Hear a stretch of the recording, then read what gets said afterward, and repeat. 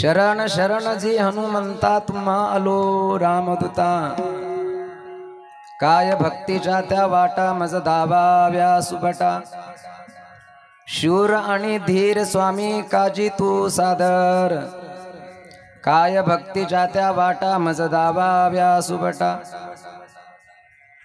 तुका म्हणे रुद्रांजनीची या कुमारा काय भक्तीच्या त्या वाटा मज धावाव्या सुपटा पांडुरंगा करू प्रथम नमन पांडुरंगा करू प्रथम नमन सरे चरण संताचे सरे चरण संताची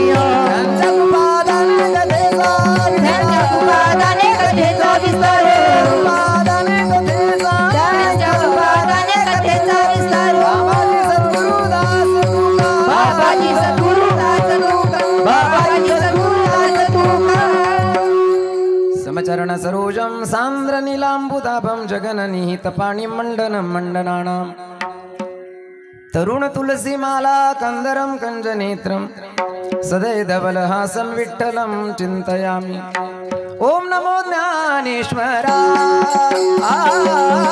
ओम नमो ज्ञानेश्वरा ओम नमो ज्ञानेश्वरा ओम नमो ज्ञानेश्वरा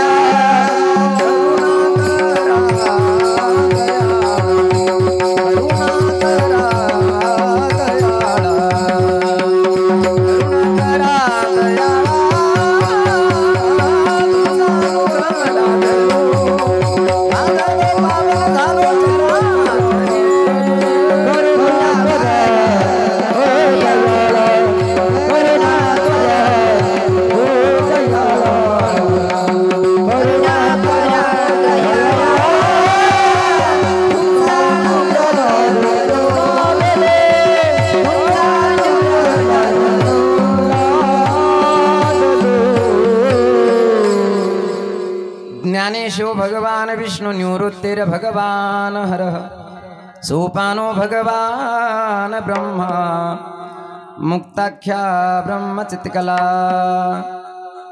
गंगा विशुद्धं नितपाद स्पर्शं स्वरोवेष्टितं चुंबितं पुण्यस्थानं सराले स्थितं तं समाधिस्थमूर्तिं नमामि गंगागिरि योगिराज तपोज्ञान वैराग्य भक्ति स्वरूपं सदालंकृतं साधु संन्यास योगं मुखे अस्य वेदांत शास्त्रार्थ नीति नमो नारायण गिरिज परब्रह्म स्वरूपं ब्रह्मानंदं परमसुखदं केवलं ज्ञानमूर्तिं द्वन्द्वातीतं गगनसदृशं तत्त्वमस्यादिलक्ष्यम् एकं नित्यं विमलमचलं सर्वधी साक्षिभूतं भावातीतं त्रिगुणरहितं सद्गुरुं तं नमामि। प्रह्लाद नारद पराशर पुंडरीक व्यासंबरीश शुकशौनक भीष्मदाल्व्यां रुक्मांगदार्जुन वसिष्ठ विभीषणादीन् पुण्यानि मां परम भागवतां स्मरामि। मनोजवं मारुततुल्यवेगं जितेन्द्रियं बुद्धिमतां वरिष्ठं वातात्मजं वानरयूथमुख्यं श्रीरामदूतं शरणं प्रपद्ये। अतुलितबलधामं हेमशैलाभदेहं दनुजवनकृशानुं ज्ञानिनामग्रगण्यं सकलगुणनिधानं वानराणामधीशं रघुपतिप्रियभक्तं वातजातं नमामि। रघुपतिप्रियभक्तं वातजातं नमामि। रघुपतिप्रियभक्तं वातजातं नमामि। जयांचे केले या स्मरण होय सकाळ विद्यांचे अधिकरण तेची बंधू श्री चरण श्री गुरूंचे ते नमस्कारोनी आता श्री संताची माता चरणावरी माता चरणावरी संताची माता चरणावरी साष्टांग हे करी दंडवत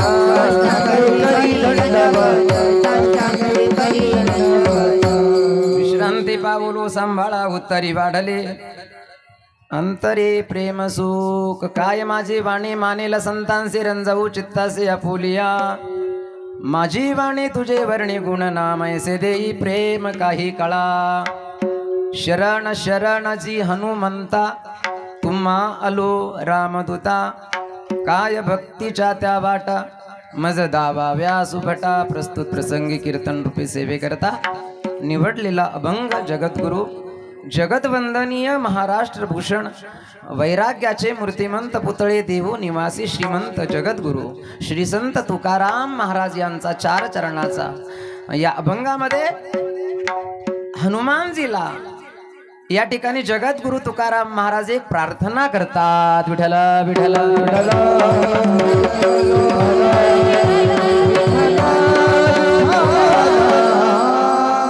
तसं जगद्गुरु तुकाराम महाराजांचा परमार्थ जगद्गुरु तुकाराम महाराजांची निष्ठा जगद्गुरु तुकाराम महाराजांचा गाथा जर आपण पाहिला तर जगद्गुरु तुकाराम महाराजांची निष्ठा जगद्गुरु तुकाराम महाराजांचा शरण जाणं हे फक्त पांडुरंगाला सोडून कुणालाच नाहीये।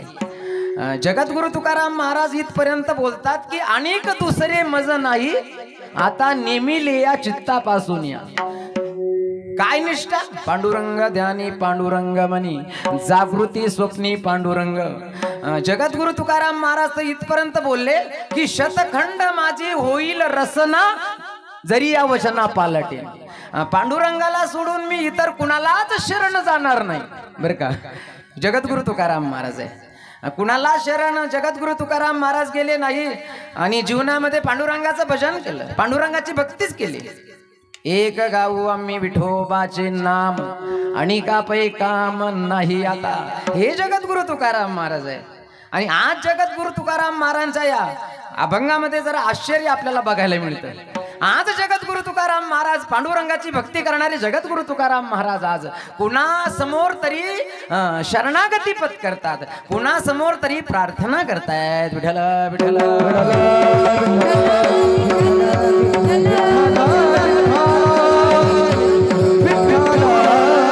आणि ती शरणागती पत्करताना सुद्धा आदराने शरणागती पत्करली म्हणून या ठिकाणी शब्द एक प्रयोग केला जी बरं का। ब्रह्मलीन सद्गुरु श्री नारायणगिरीजी महाराजांच्या कालावधीमध्ये बेटामध्ये ज्या वेळेला आपण होतो त्या वेळेला महाराजांनी जर आवाज दिला रत्न्या महाराजांचा शब्द होता रतनलाल महाराजांचा शब्द होता रत्न्या रतनलाल असं म्हणून विद्यार्थ्यांना हाक मारायचे महाराज रत्न्या। तर ज्या वेळेला महाराज आवाज दिला महाराजांचा आवाज आला की विद्यार्थी धावतच जायचा महाराजांना म्हणायचं जी म्हणजे काय म्हणायचं नाही. जसं आपण एखाद्यानं जर हाक मारली तर आपण काय म्हणू, काय काय असं म्हणू. परंतु महाराजांनी ज्या वेळेला आवाज दिला तर आवाज दिल्यानंतर विद्यार्थी धावत गेला आणि धावत गेल्यानंतर तो काय म्हणायचा नाही, तो म्हणायचा जी. म्हणजे जी या शब्दाचा अर्थ होतो आदर. जी महाराजांनी जर काही काम सांगितलं जी म्हणजे जी शब्द प्रयोग करायचा.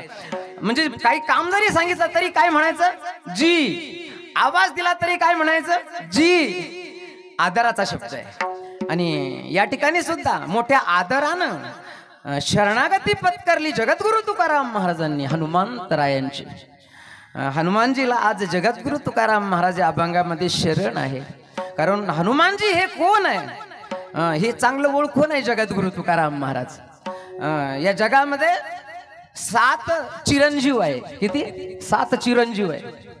आणि 7 चिरंजीवामध्ये हनुमानजी हे एक चिरंजीव आहे. अश्वत्थामा बलिर्व्यासो, अश्वत्थामा बलिर्व्यासो हनुमांश विभीषण. हनुमांश इथं हनुमानजी अश्वत्थामा बलिर्व्यासो हनुमांश विभीषण कृपः परशुरामश्च सप्तैते चिरंजीविनः. विठ्ठल विठ्ठल विठ्ठल विठ्ठल.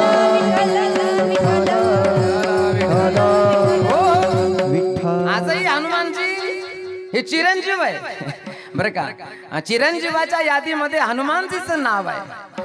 आणि आज योगीराज सद्गुरू श्री गंगागिरीजी महाराजांच्या कृपेने परमपूज्य गुरुवर्य ब्रह्मलीन सद्गुरू श्री नारायणगिरीजी महाराजांच्या कृपा आशीर्वादाने परमपूजनीय परम आदरणीय परम श्रद्धेय गोदावरी धाम श्री क्षेत्र सराला भेट परम श्रद्धेय स्वामी श्री रामगिरीजी महाराजांच्या प्रेरणेने त्यांच्याच मार्गदर्शनानं सालाबाद प्रमाणे आपण या ठिकाणी श्री रामगिरीजी महाराज सेवा आश्रमामध्ये जवळजवळ गेल्या 5 वर्षापासून आणि हनुमान जयंतीच्या निमित्तानं हा हनुमानजीचा जन्मोत्सव अर्थात हनुमान जयंतीच्या निमित्तानं अखंड हरिनाम सप्ताह. अखंड हरिनाम सप्ताहामध्ये ग्रंथराज ज्ञानेश्वरी पारायण आहे. सायंकाळी हरिपाठ आहे. संध्याकाळी 7 ते 9 या वेळेमध्ये हरिकीर्तनाची सेवा आणि त्यानंतर महाप्रसाद. पण आज आता आपण दरवर्षी हनुमान जयंतीच्या दिवशी संध्याकाळचंच कीर्तन करत होतो. पण सुचलं असं मला बरं का, काही वेळेला लवकर सुचावं लागतं. वेळ निघून गेल्यानंतर कितीही सुचलं तर ते त्याचा उपयोग नसतो. आणि असं वाटलं की हनुमान जयंतीच्या निमित्तानं महाराज तर नाही येऊ शकत. बऱ्याच वेळेला आपण असं ठरलं होतं की महाराजांची तारीख आपल्याला जर हनुमान जयंतीच्या दिवशी जर भेटली, भाऊ एवढं सोपं नाही ते. हनुमान जयंतीच्या दिवशी महाराजांची तारीख नाही भेटू शकत. कारण बरेच कार्यक्रम महाराजांचे कार्यक्रम वार्षिक कार्यक्रम आहे. परमपूज्य गुरुवर्य ब्रह्मलीन सद्गुरू श्री नारायणगिरीजी महाराजांचे कार्यक्रम आहे. आणि त्यानंतरही बऱ्याच कार्यक्रमामध्ये पुन्हा वाढ झाली. महाराजांच्या जीवनामध्ये सगळी धावपळच आहे बरं का. जवळजवळ 4-4, 5-5 तास 5-5 कीर्तन रोजचे महाराजांचे आहे. काल्याची कीर्तन आहे. आणि धावपळीचं सगळं जीवन महाराजांचं आहे. पण साधूचं जीवन ही जगाच्या कल्याण संताच्या विभूती. या मृत्यू लोकामध्ये एक वर्ग आहे साधूचा वर्ग, दुसरा वर्ग आहे देवाचा वर्ग. एक देव येतो इथं आणि एक संत येतात इथं बरं का. एक देव येतो यदा यदा धर्मस्य ग्लानिर्भवति भारत. देव येतो कशा करता आणि कधी येतो त्याचं कारण सांगितलं भगवंतांना सांगितलं की ते म्हणजे यदा यदा धर्मस्य ग्लानिर्भवति भारत अभ्युत्थानम धर्मस्य तदात्मानं सृजाम्यहम. जेव्हा जेव्हा यदा यदा जेव्हा जेव्हा धर्म रसा तळाला जातो, अधर्माचं वर्चस्व वाढतं. यदा यदा धर्मस्य ग्लानिर्भवति भारत अभ्युत्थानम धर्मस्य तदात्मानं सृजाम्यहम.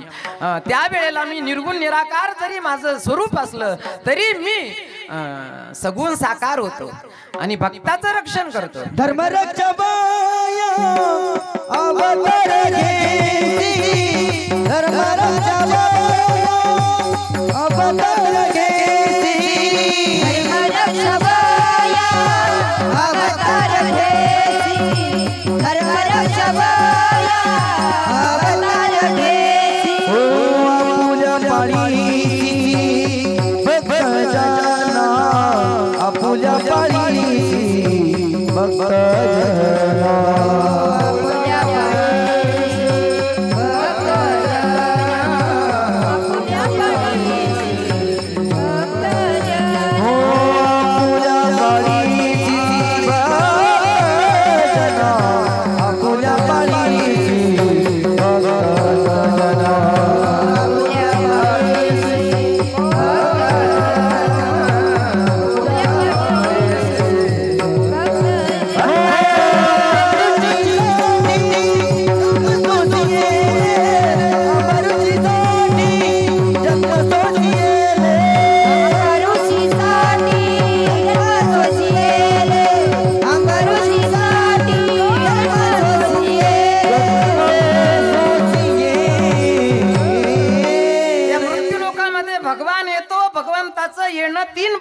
करता भगवान भगवंताचा अवतार होतो इथं भगवानही या मृत्यू लोकामध्ये येतो 3 प्रयोजना करता 3 कारण महत्वाची आहे त्यामध्ये इतरही कारण उरकून जातो देव परंतु 3 महत्वाची प्रयोजन त्या 3 महत्वाच्या प्रयोजनामध्ये पहिलं प्रयोजन आहे भक्ता राखे पायापाशी बरं का हे पहिलं प्रयोजन आहे भक्ता राखे पायापाशी दुसरं प्रयोजन दुर्जनाशी संवारी पहिलं प्रयोजन भक्ताचं रक्षण करण्याकरता दुसरं प्रयोजन दुष्टांचा संहार करण्याकरता आणि तिसरं प्रयोजन धर्म रक्षा वया अवतार घेसी भगवान या मृत्यू लोकामध्ये येतो परित्राणाय साधूनाम विनाशाय च दुष्कृताम आणि धर्म संस्थापनार्थाय संभवामि युगे युगे 6-7 दिवस झाले बर का 6-7 दिवस झाले जसं त्रेतायुगामध्ये भगवंताचं प्रागट्य झालं मर्यादा पुरुषोत्तम अवतार प्रभू रामचंद्र यांचं प्रागट्य त्रेतायुगामध्ये दिवसा 12 वाजता आले मर्यादा पुरुषोत्तम अवतार प्रभू रामचंद्र दिवसा 12 वाजता आले कशा करता आले त्याचं कारण ज्ञानेश्वरी मध्ये ज्ञानेश्वर महाराजांनी सांगितलं की त्रेतायुगामध्ये ज्या वेळेला रावणासारखा असुर आहे 33 कोटी देव बंदी ग्रहामध्ये बंदिस्त केले अनेक ऋषी मुनींच्या असणाऱ्या कन्या स्त्रिया पळवल्या त्यानं मग अत्याचार अन्याय वाढला ना मग त्याला दंड देण्याकरता त्याच्यावर अंकुश शासन करण्याकरता कोणीतरी आलं पाहिजे बलवान आहे रावण आणि मग अशा वेळेला 33 कोटी देव बंदी ग्रहामध्ये टाकले रावणानं आणि त्यांना सोडवण्याकरता भक्ताचं रक्षण करण्याकरता जेणे संकटलिया धर्माचे कैवारे ज्ञानेश्वरीमध्ये ज्ञानेश्वर महाराज वर्णन करतात बरं का जेणे संकटलिया धर्माचे कैवारे आपण पया धनुष्य करुणी दुसरे विजय लक्ष्मी एक मोहरे केले त्रेती पाठी उभे ठाकोनी सुवेळी प्रताप लंकेश्वराची सिसाळी गगनी उदो म्हणताया हस्तबळी तिदली भूता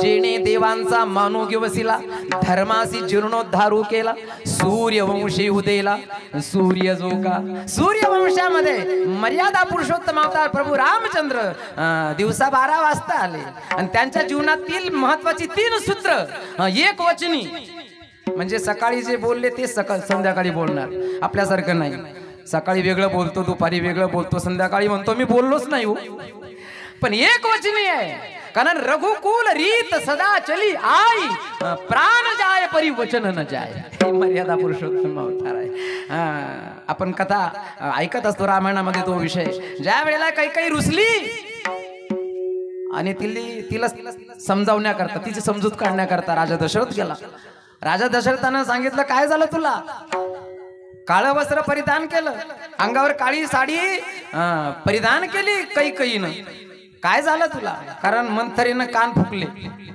मंथरेनं राजा दशरथाला सांगितलं आपल्या कैकेयीला सांगितलं कैकेयी फार भोळी आहे म्हटले तू अगं या दशरथानं काय केलं माहितीये भरत आणि शत्रुघ्न दिले म्हटले मामाच्या गावाला काढून आणि राजा दशरथानं पाहिलं होतं आरशा समोर उभा राहिला राजा दशरथानं त्यानं पाहिलं की जरा कर्ण मुळी सांगू आली गोष्टी कानाजवळचा काळा केस पांढरा झाला आणि मग राजा दशरथानं विचार केला की आता रामाचा राज्याभिषेक आपण केला पाहिजे असा विचार करून निर्णय घेतला राजा दशरथानं आणि ही भनक पडली मंथरेला कळाल्यानंतर मंथरेनं लगेच कान फुकले कैकेयीचे कान फुकले कैकेयीला सांगितले फार भोळे आहे म्हटलं तू आणि भरत आणि शत्रुघ्न यांच्या गैरहजेरीमध्ये राजा दशरथ आणि रामाचा राज्याभिषेक करतो कैकईचं फार प्रेम होतं, रामावर फार प्रेम होतं, परंतु रामायण घडायचं होतं त्याच्यामुळं काय भगवान जाणे कैकई रुसून बसली आणि राजा दशरथाला समजावण्याकरता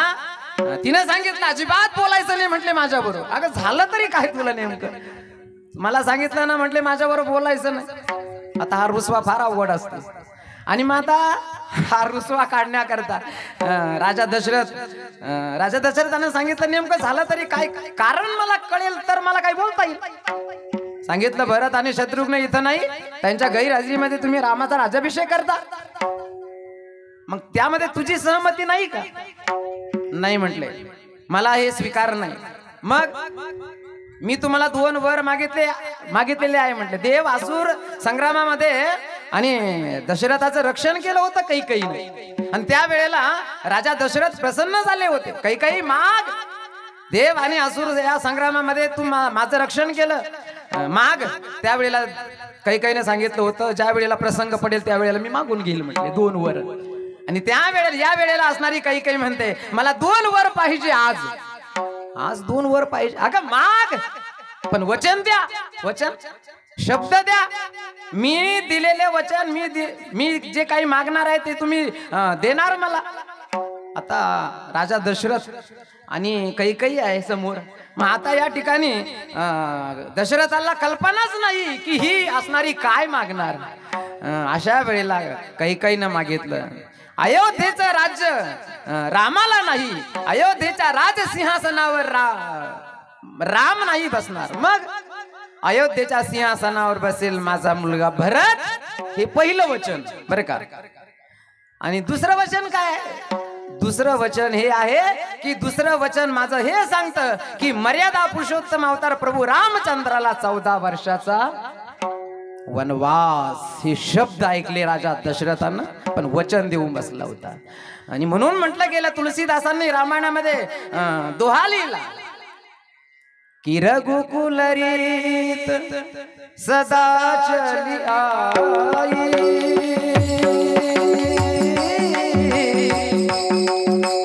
प्राण जाय हरि वचन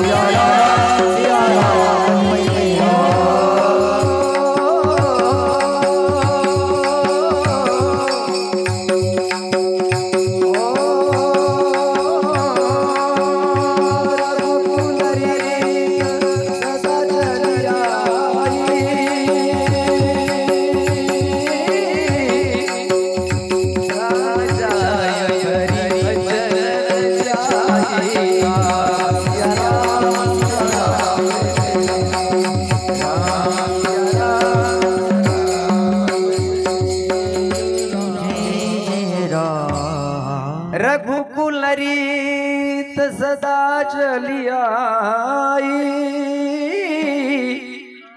प्राण जाईल माझा परंतु दिलेला शब्द माघार नाही घेणार. वचन दिलं होतं, वचन देऊन बसला राजा दशरथ. म्हणून मर्यादा पुरुषोत्तम अवतार प्रभू रामचंद्राच्या चरित्रामध्ये जर आपण पाहिलं, कारण रामचरित्र महापवित्र बरं का. रामचरित्र महापवित्र आणि कृष्ण चरित्र महाविचित्र. कृष्ण चरित्र साधं नाही, रामचरित्र प्रभू रामचंद्र एक वचनी, एक पत्नी आणि एक बाणी. हातामध्ये घेतलेला बाण सोडला म्हणजे सोडला.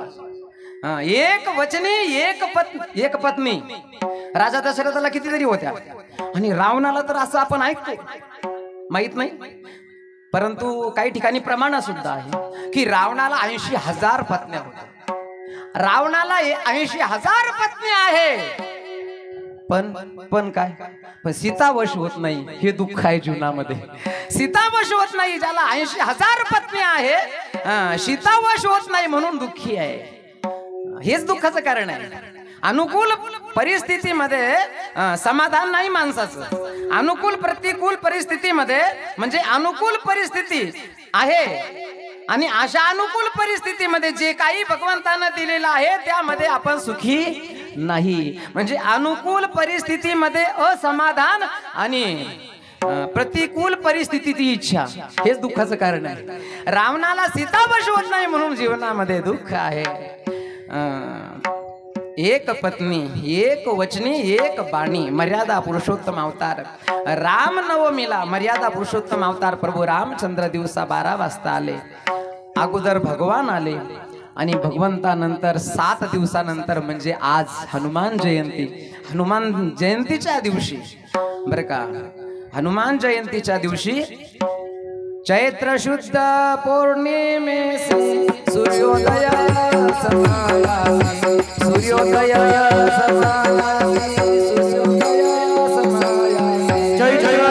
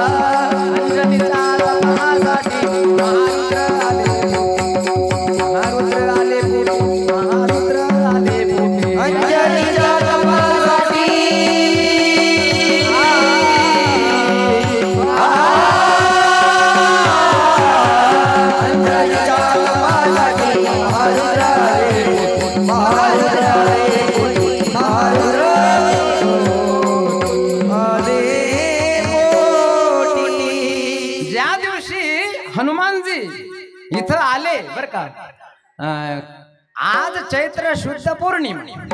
चैत्र शुद्ध पौर्णिमेसी आणि सूर्योदय समयासी सूर्योदयाच्या वेळेला हनुमानजीचं प्रागट्य झालं. परंतु हनुमानजी या ठिकाणी आले बरोबर आहे.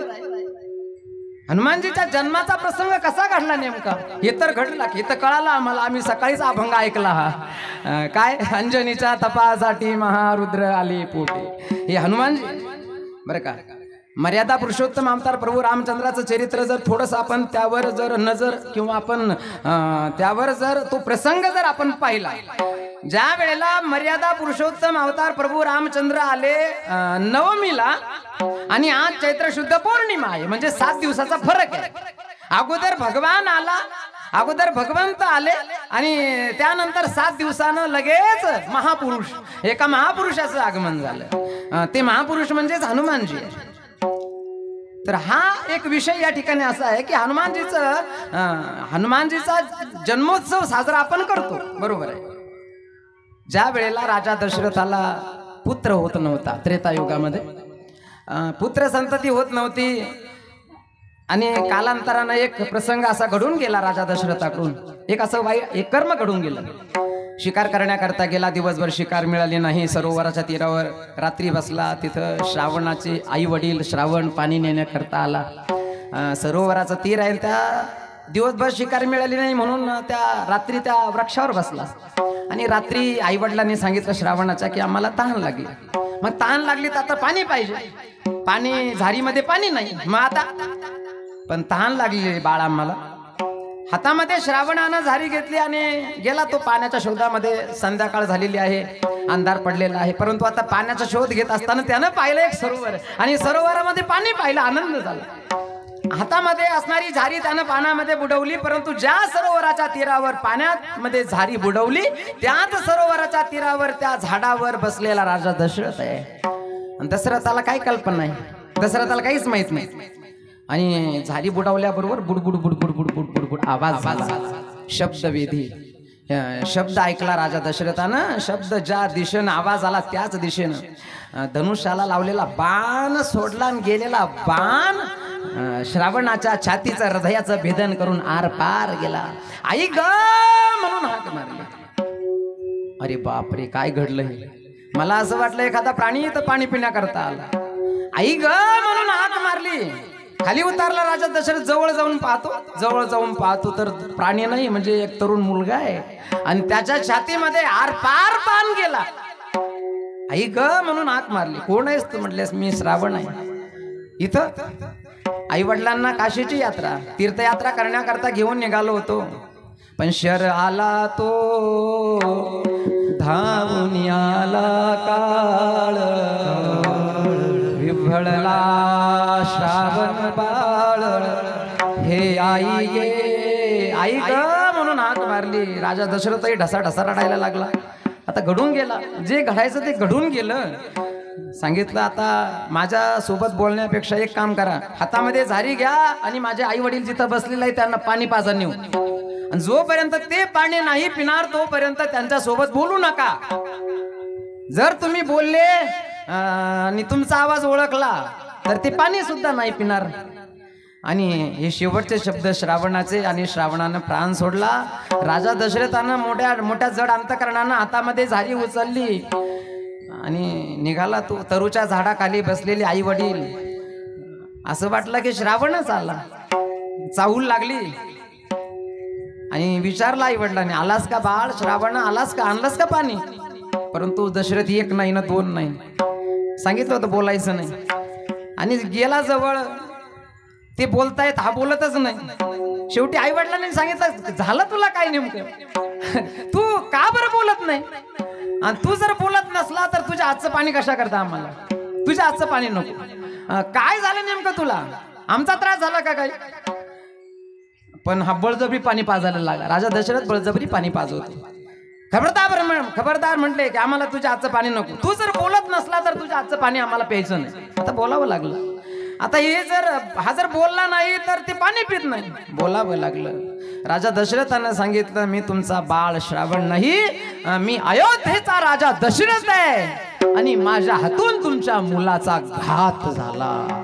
मी सोडलेला बाण गेला आणि श्रावणाच्या छातीचं भेदन करून आर पार गेला आणि श्रावणाचा मृत्यू झाला. मृत्यूची वार्ता ऐकल्याबरोबर राग आला. आई वडील आहे आणि लेकरू आहे आणि म्हातारपणाची काठी हिरावून घेतली. आणि अयोध्येचा हा राजा आहे. काय बिघडवलं होतं आमच्या मुलांना? बाळ तुझं दशरथ अयोध्येचा राजा आहे तू. परंतु घडून गेलं म्हटले, आता कर म्हणजे घडायचं ते घडून गेलं. त्याचा मृत्यू झाला. आणि अशा वेळेला रागही आला आई वडिलांना. म्हातारपणाची काठी हिरावून घेतलीस म्हटले तू राजा. जा राजा दशरथा, तुला आम्ही शाप देतो. बरं का, हाच प्रकार घडला. म्हणजे सांगितलं, आई वडिलांनी शाप दिला. राजा दशरथा, तुला 4 मुलं होतील, हा शब्द प्रयोग आहे. तुला 4 मुलं होतील याचा अर्थ नव्हते. तुला 4 मुलं होतील, परंतु मृत्यूचा प्रसंग आल्यानंतर तुझ्या जवळ एकही मुलगा राहणार. 4 पुत्र राया दशरथा. बरं का, 4 मुलं होतील. आनंद झाला. बरं का, राजा दशरथाला एका क्षणामध्ये आनंद झाला. मूलबाळ नव्हतं. मूलबाळ व्हावं याकरता खूप काही जे करायचं ते केलं होतं, परंतु मूलबाळ झालेलं नाहीये. आणि म्हणून 4 मुलं होतील. आता मृत्यूचा ज्या वेळेला मृत्यू येईल त्या वेळेला होईल, काय घडायचं ते घडेल. पण 4 मुलं होतील. एका वेळेला आनंद झाला, दुसऱ्या वेळेला दुःखही झालं. एकही मुलगा राहणार नाही म्हटल्यानंतर दुःखही झालं. आणि श्रावणाच्या सुद्धा आई वडिलांनी प्राण सोडला. विठला विठला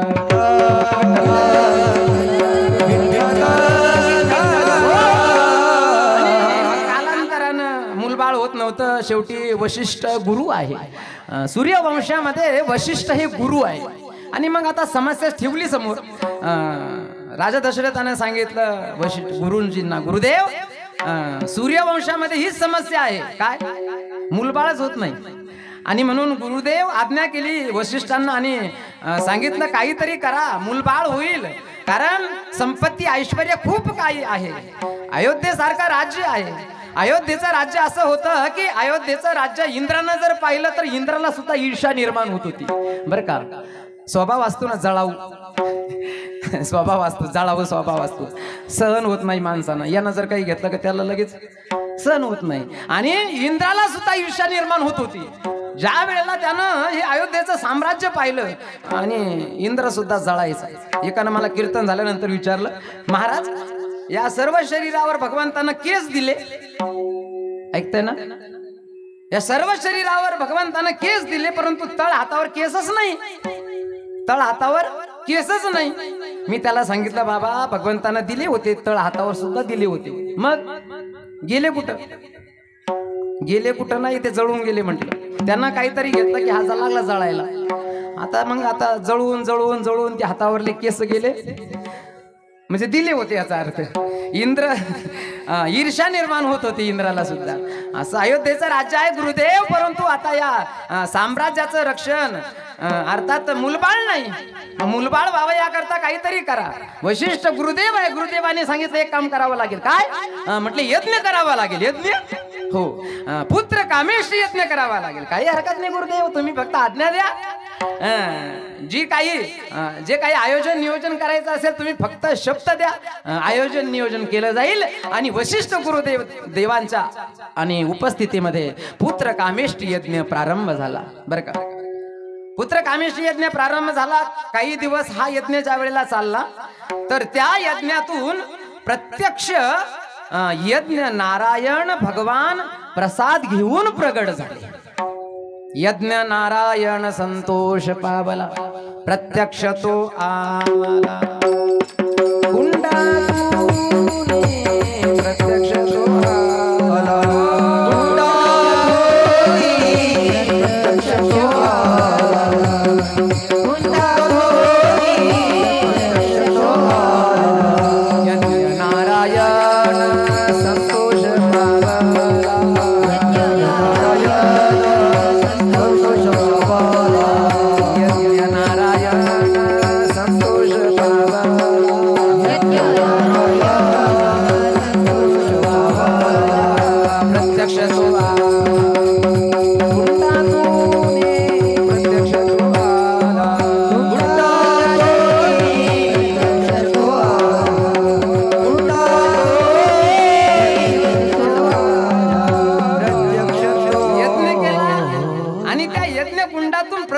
यज्ञ नारायण प्रसाद घेऊन प्रगट झाले. आणि सांगितलं गुरुदेव वशिष्ठांना सांगितलं, म्हटले हा प्रसाद आहे, मी भगवंताचाच अंश अवतार आहे. आणि हा जो प्रसाद आहे हा प्रसाद याचे 3 भाग करा. वशिष्ठांना सांगितलं यज्ञ नारायणाने काय करा, या प्रसादाचे 3 भाग करा. कारण राजा दशरथाला 3 पत्नी आहे, महत्वाच्या 3 आहे. तसं राजा दशरथाला 700 पत्न्या होत्या, पण त्यामध्ये मुख्य 3 आहे. त्यामध्ये एक आहे कौशल्या, दुसरी आहे सुमित्रा आणि तिसरी आहे कीर्तनात नाही होत ना आता, हे कीर्तनामध्ये तुकडा. म्हणून मी सांगत असतो मला तुकडे मारायची सवय नाही. तुकडे टाकडे जास्त दिवस पुरत तुकडे. म्हणून मला असं वाटतं की कीर्तनामध्ये तुकडे सांगण्यापेक्षा मला असं वाटतं तुकडे टाकडे हे फार दिवस पुरत नाही. म्हणून सगट ओढली पाहिजे. कशी ओढली पाहिजे? ते तुकडे टाकडे ओढण्यापेक्षा कशी ओढली पाहिजे? सगट ओढली पाहिजे.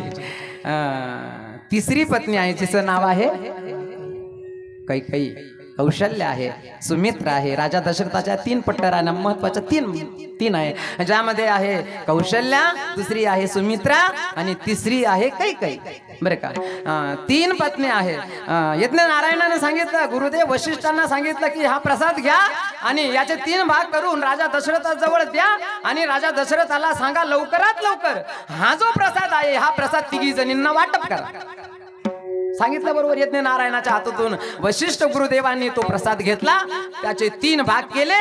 परंतु सर्वप्रथम दशरथाच्या हातामध्ये दिल्यानंतर दशरथानं काय केलं, आता कौशल्या ही आई मोठी आहे म्हणून दशरथानं काय केलं, जो पहिला भाग आहे ना तो पहिला भाग कौशल्याला दिला. विभाग सत्वर वशिष्ठाने केले. दशरथाला बोलावलं आणि त्याचे 3 भाग केले. परंतु पहिला भाग दिला कौशल्याला, दुसरा भाग दिला सुमित्रेला. परंतु डोकं उठलं कैकईचे, कारण कैकई दिसायला सुंदर होती आणि कैकईकडे जास्त येणं जाणं राजा दशरथाचं होतं आणि कैकईचं डोकंच उठलं. कैकईनं विचार केला, पहिला प्रसाद मला का दिला नाही, पहिला प्रसाद मला देणं गरजेचं होतं आणि आज पहिला प्रसाद कौशल्याला दिला. राग आला, कैकईला राग आला. परंतु प्रसाद तर प्रत्येकाला दिलेला होता. कौशल्याच्या हातावर प्रसाद ठेवलेला आहे, सुमित्रेच्या हातावरही प्रसाद ठेवलेला आहे आणि कैकईच्या हातावर प्रसाद ठेवला. तिला क्रोध आला आणि क्रोध आल्यानंतर येताची तो क्रोध विघ्न ओढवले. बरं का, कैकईच्या हातावर प्रसाद तर दिलेला आहे दशरथानं, परंतु क्रोध आलेला असल्यामुळं येताची तो क्रोध विघ्न ओढवले. मुखी झडपी पिंड मुखी झडपी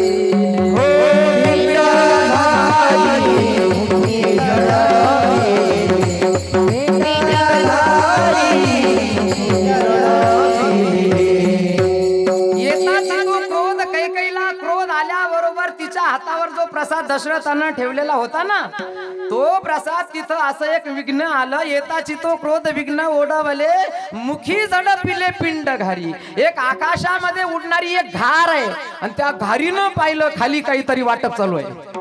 कौशल्याच्या हातामध्ये काहीतरी आहे, सुमित्रेच्या हातामध्ये काहीतरी आहे, कैकईच्या हातामध्ये काहीतरी आहे. आकाशामध्ये उडणारी घार तिनं पाहिलं. आता ती घार म्हणजे काही साधी नव्हती बरं का. जी घार आहे तिचं लक्ष ज्या प्रसादाकडे आहे ना, ती घार काही साधी नाहीये. ती घार कोण आहे म्हटले, इंद्राच्या दरबारामध्ये असणारी एक देवांगना आहे. इंद्राच्या दरबारामध्ये जी नृत्य करते आणि मनोरंजन करण्याचं काम करणारी देवांगना, तिचं नाव आहे सुवर्चा. काय आहे तिचं नाव? सुवर्चा. सुवर्चा नामे स्वर्गीची देवांगना, पण ब्रह्मशापे जाना घारी झाली. ही ब्रह्मदेवानं शाप दिला या देवांगणेला की तू घार होशील म्हणून. काही घडलं असेल इंद्राच्या दरबारामध्ये असताना, काही चूक घडली असेल आणि मग ब्रह्मदेवाला राग आला आणि रागाच्या आवेशामध्ये ब्रह्मदेवानं या असणाऱ्या देवांगणेला शाप दिला की तू घार होशील म्हणून. तिचं नाव होतं सुवर्चा. सुवर्चा नामे स्वर्गीची देवांगना, पण ब्रह्मशापे जाना घारी झाली. घार झाली ती आणि तिचा उद्धार असाच होणार होता. कसा? ज्या वेळेला तिनं पाहिलं कैकईच्या हातामध्ये प्रसाद तर दिलेला आहे राजा दशरथानं, परंतु हा प्रसाद आता इथं राहता कामा नाही. मग त्या घारीनं काय केलं, पिंड घारीने झडपिला. जो पिंड प्रसाद कैकईच्या हातावर होता तो प्रसाद त्या घारीनं झडप मारली.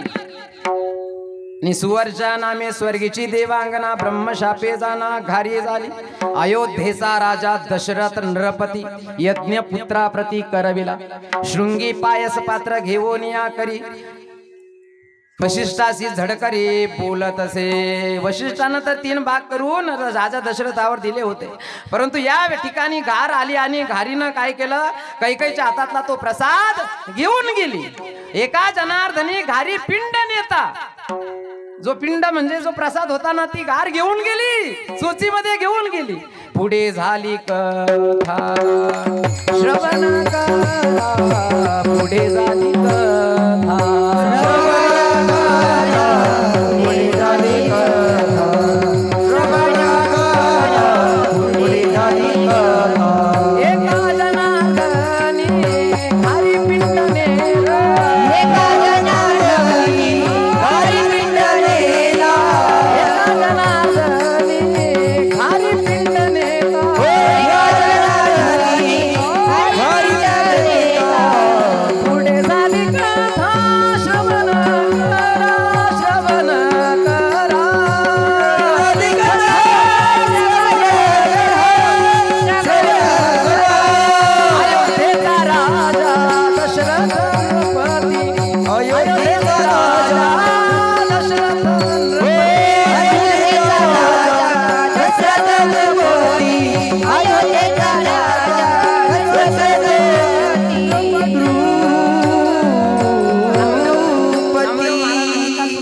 कथा ऐकायची का?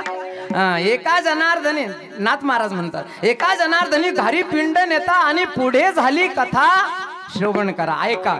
हनुमानजी कसे आले आता इथपर्यंत तर आपण ऐकलं, ती घार घेऊन गेली तो प्रसाद. पण पुढं काय घडलं म्हटले, एका पर्वतावर बर का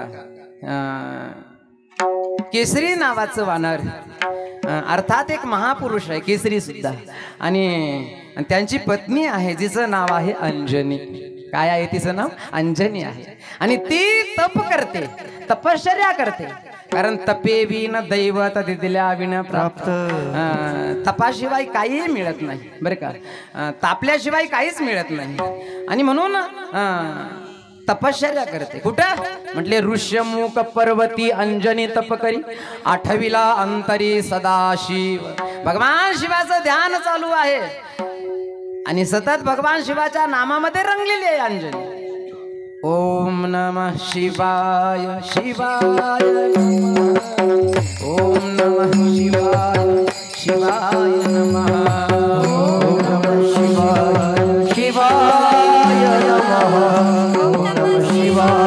शिवाय नमः, ओम नमः शिवाय शिवाय नमः, ओम नमः शिवाय शिवाय नमः, ओम नमः शिवाय शिवाय नमः, ओम नमः शिवाय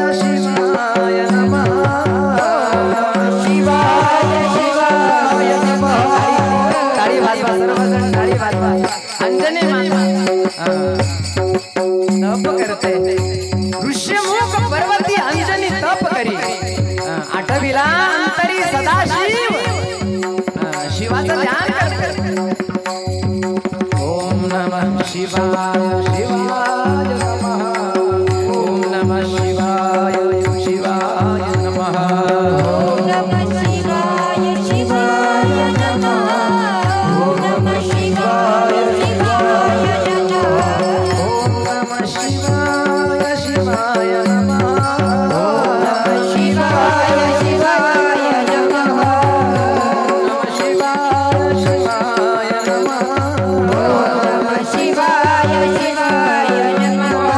ओम नमः शिवाय शिवाय नमः, ओम नमः शिवाय शिवाय नमः, ओम नमः शिवाय शिवाय नमः, ओम नमः शिवाय शिवाय नमः, ओम नमः शिवाय शिवाय नमः, ओम नमः शिवाय शिवाय नमः, ओम नमः शिवाय शिवाय नमः, ओम नमः शिवाय शिवाय नमः, ओम नमः शिवाय शिवाय नमः, ओम नमः शिवाय शिवाय नमः, ओम नमः शिवाय शिवाय नमः, शिवाय शिवाय नमः, ओम नमः शिवाय शिवाय नमः, ओम नमः शिवाय शिवाय नमः, ओम नमः शिवाय शिवाय नमः, ओम नमः शिवाय शिवाय नमः, ओम नमः शिवाय शिवाय नमः, ओम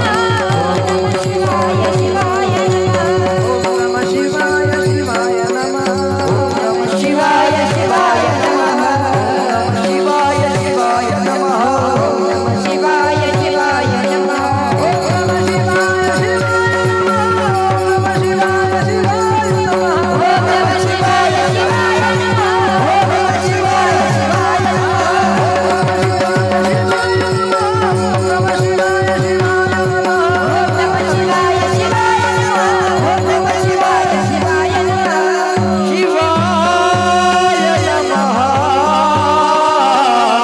अंतःकरणामध्ये भगवान शिवाचं चिंतन चालू आहे. ऋष्यमुख पर्वती अंजनी तप करी, आठवीला अंतरी सदाशिव. भगवान शिवाचं चिंतन करत असताना भगवान शिव प्रसन्न झाले. तपाची अंती शब्द प्रयोग आहे. काय? तपाची अंती शिव झाला प्रसन्न. भगवान शिव तसं दैवत भोळच आहे. शिव भोळा चक्रवर्ती पण रात्री आपण ऐकलं जरा, भोळा वेगळा आणि बावळट वेगळा. भगवान शिव ही भोळ दैवत आहे बरं का. तू का म्हणे, भोळा जिंकू जाणे कडी काळा, शिव भोळा चक्रवर्ती. भगवान शिव पाहिलं, भगवान शिवानं अंजनी माता माझ्याकरता तप करते आणि तपाची अंती शिव झाला प्रसन्न. माग वरदान काय इच्छा बोल माते, अंजनी माते बोल काय इच्छा आहे. तपाची अंती शिव झाला प्रसन्न, मागे वरदान काय इच्छा. काय म्हणते मग अंजनी? एरी म्हणे. काय म्हणे? काय म्हणते अंजनी? एरी म्हणे तुझ ऐसा व्हावा मज पुत्र. काय म्हणते ती अंजनी? काय म्हणते? एरी म्हणे तूच ऐसा, भगवान शिवासारखा एरी म्हणे तूच ऐसा व्हावा माझा पुत्र, आणि तो कसा असावा? ज्ञानी, भक्त, पवित्र, उत्तम, गुणी. काय शब्द प्रयोग आहे! ज्ञानी असावा, भक्त असावा, आणि तो प्रिय भक्त आहे. हनुमानजी म्हणजे प्रिय भक्त आहे. अतुलित बलधाम हे मशैलाभ देहम धनुज बन कृशानुम ज्ञानी नामग्रगण्यम सकल गुण निधानम वानराणामधीशम रघुपती प्रिय भक्तम वात जातम नमा. बरं का, रघुपती म्हणजे प्रभू रामचंद्राचे प्रिय भक्त. कारण हनुमानजी नेहमी काय करतात म्हटले? श्रीराम जय राम जय जय राम, श्रीराम जय राम जय जय राम, श्रीराम जय राम जय जय राम, श्रीराम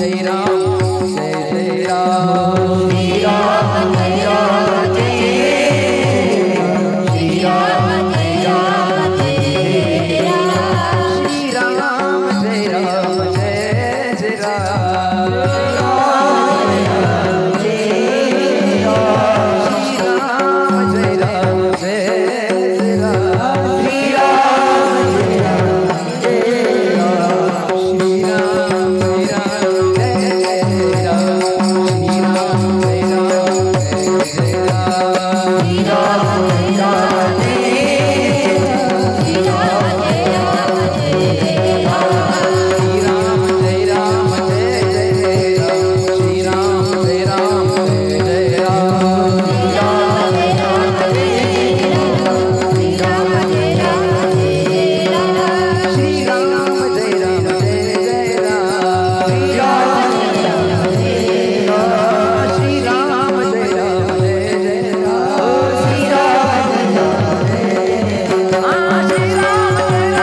जय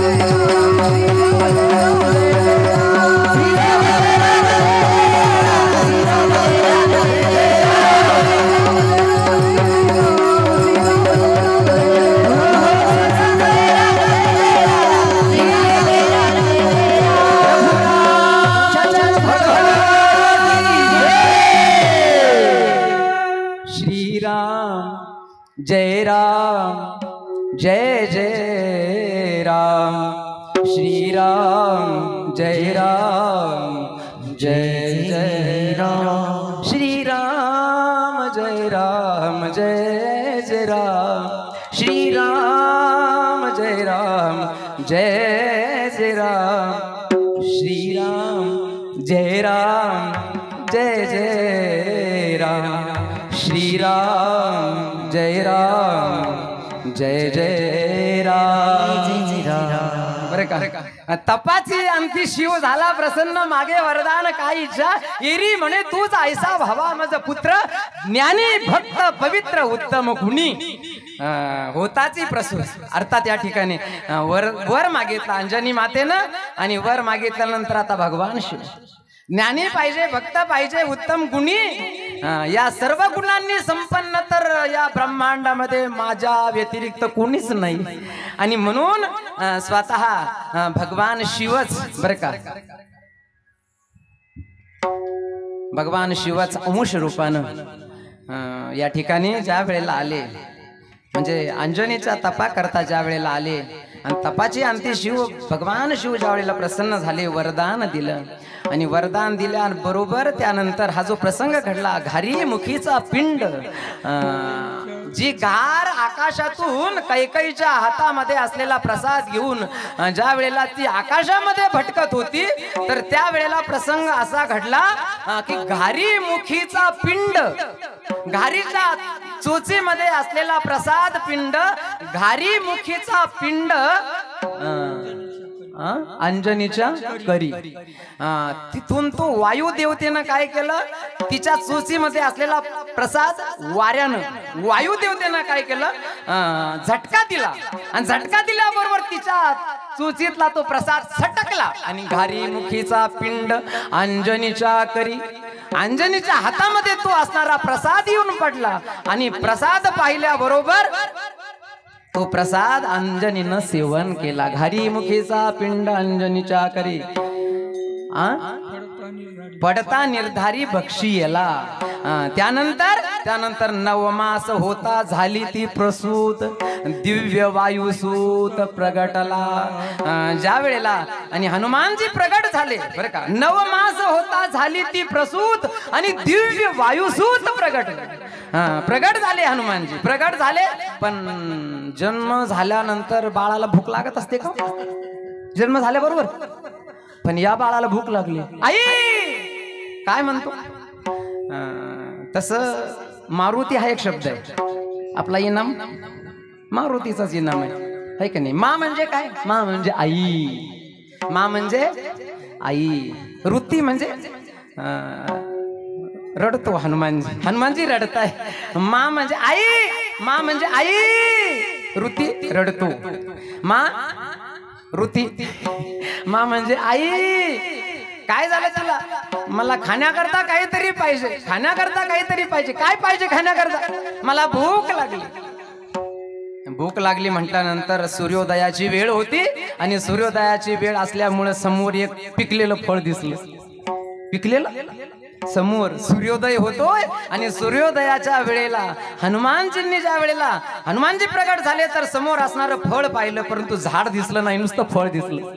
परिपक्व झालेलं फळ पाहिलं आणि हनुमानजींनी ते फळ खाण्याकरता उड्डाण केलं. बघा, अंजनीच्या सुता तुला रामाचे वरदान, एक मुखानं बोलून बोल जय जय हनुमान, एक मुखानं बोलून बोल जय जय हनुमान, एक मुखाने बोल जय जय हनुमान, एक मुखाने बोल जय जय हनुमान. धन्य तुझी राम भक्ती, धन्य तुझी काया, बालपणी गेला सासू सूर्याची जराया, बालपणी गेला सासू सूर्याची जराया, माझली तरतरले आसमाना, एक मुखानं बोलून बोल जय जय हनुमान, एक मुखानं बोलून बोल जय जय हनुमान, एक मुखाने बोल जय जय हनुमान, एक मुखाने बोल जय जय हनुमान. अंजनीच्या सुता तुला रामाचे वरदान, एक मुखाने बोल. हनुमानजी ज्या वेळेला प्रगट झाले तर त्या वेळेला तुलसीदासांनी हनुमान चालीसा आहे ना, आज कोणवार आहे? बाजाराला गेले काय तुम्ही सगळे? आज शनिवार आहे का नाही? आणि शनिवारच्या दिवशी हनुमान जयंती आली आणि शनिवारच्या दिवशीच कीर्तन ठेवलं इथं. आणि म्हणून हनुमान चालिसेमध्ये बरं का, हनुमान चालिसेमध्ये हनुमान चालिसा, चालिसा म्हणजे 40 चौपाया आहे. चालिसा शब्दाचा अर्थ होतो 40, हनुमान चालिसा. त्यामध्ये जवळजवळ 20 चौपाया ज्या आहे हनुमान चालिसेमध्ये, ज्या 20 चौपाया आहे त्यामध्ये हनुमानजीची सेवा, प्रभू रामचंद्राची सेवा करत असताना हनुमानजी सेवा करतायत. तर हनुमानजींनी प्रभू रामचंद्राची सेवा कशी केली त्याचं वर्णन 20 चौपायांमध्ये, पुन्हा 10 चौपायांमध्ये हनुमानजीचा प्रताप बरं का, हनुमानजीची सेवा याबद्दलची माहिती हनुमान चालिसेमध्ये 20 चौपायांमध्ये, 10 चौपायांमध्ये हनुमानजीचा प्रताप आणि 10 चौपायांमध्ये हनुमानजी यांची सेवा केल्यानंतर हनुमानजी कशी कृपा करतात त्या कृपेचा महिमा म्हणजे 20 चौपायांमध्ये प्रभू रामचंद्राची सेवा याचं वर्णन आणि 10 चौपायांमध्ये हनुमानजीचा प्रताप आणि 10 चौपायांमध्ये हनुमानजीची भक्तावर होणारी कृपा या 3 गोष्टी 40 चौपायांमध्ये 2 मिनिटं मोठ्या प्रेमानं हनुमान चालीसा म्हणूया है का नाही। श्री गुरु चरण सरोज रज निज मन मुकुर सुधारी बरहु रघुवर विमल जसु जो दायक फलचारी बुद्धिहीन तनु जानिके सुमिरो पवन कुमार बल बुद्धि विद्या देहु हरहु कलेश विकार। जय हनुमान ज्ञान गुण सागर जय कपीस लोक उजागर रामदूत अतुलित बल धामा अंजनी पुत्र पवन सुत नाम महावीर विक्रम बजरंगी कुमति निवार सुमति के संग कंचन बरन विराज सुबेसा कुंडल कुंजित केसि हाथ वज्र ध्वजा विराज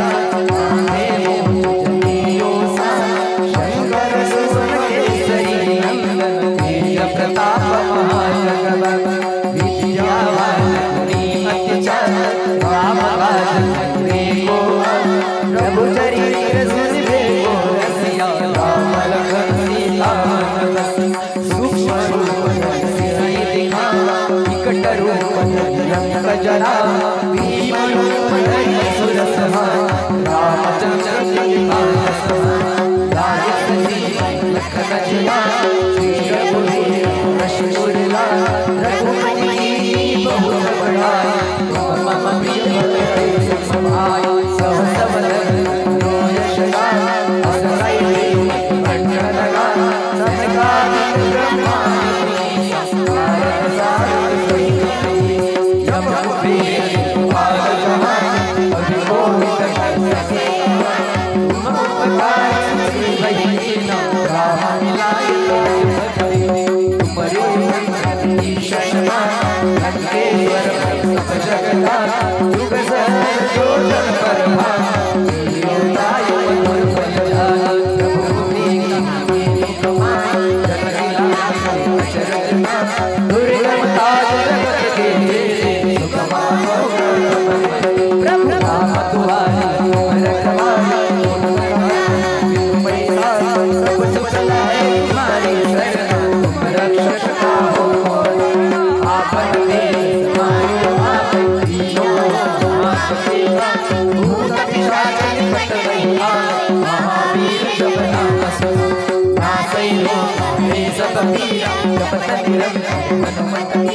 संकट ते हनुमान छुड़ावे मन क्रम वचन ध्यान सब पर राम सिया जन के गान तुम साथ और मनोरथ जो कोई लावे सोई जीवन बनता चारों युग महिमा तुम्हारा भई बरसे तुझिया साधु संत के तुम रखवारे असुर निकंदन राम अष्ट सिद्धि नौ के दाता समर वीर ज्ञान के मान राम रसायन परे पासा सदा रहो रघुपति तुम्हारे भजन राम रघुनाथ जगत मत सदा अंकताय पुरलाई जहाँ जय भक्त तनाई और देव चिंतन हनुमत से सर्व सुख संकट कटे मिटे सब मेरा सुमेर हनुमत जय जय जय हनुमान गोसाई कृपा करो देवना दोष तार पार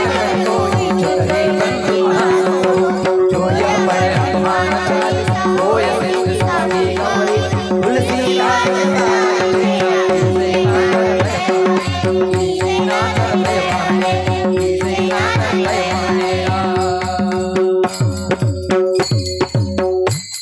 पवन तनय संकट हरन मंगल मूर्ति रूप राम लखन सीता सहित हृदय बसु सूर भूप सियावर रामचंद्र के पवन सुत हनुमान के उमापति महादेव के जय रघुपति राघव राजा राम पतित पावन सीताराम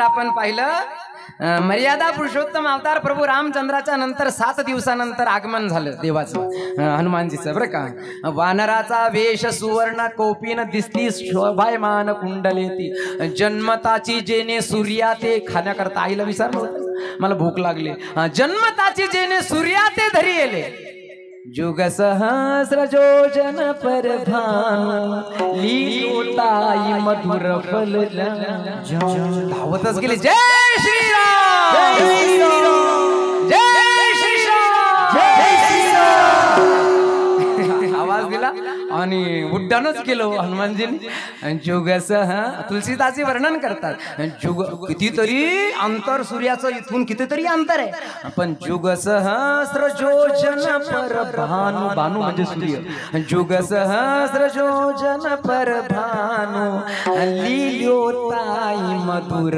फल जान फळ फळ करण्याकरता गेले उड्डाण केलं जुग सहस्र योजन पर भानु लील्योताई मधुर फल जानू खूप मधुर फळ आहे आनंद झाला जन्मताची जेने सूर्या ते धरी येले आणि ज्या वेळेला या बाळाला उडताना पाहिलं हे बाळ कुठं निघालं स्वर्गातल्या इंद्रानं पाहिलं इंद्र धावतच हातामध्ये वज्र घेतलं इंद्रानं आणि इंद्रानं काय केलं सूर्याला गिळंकृत करणार हे बाळ अशा वेळेला इंद्रानं हातामध्ये वज्र घेतलं वज्रच फेकून मारलं बरं का।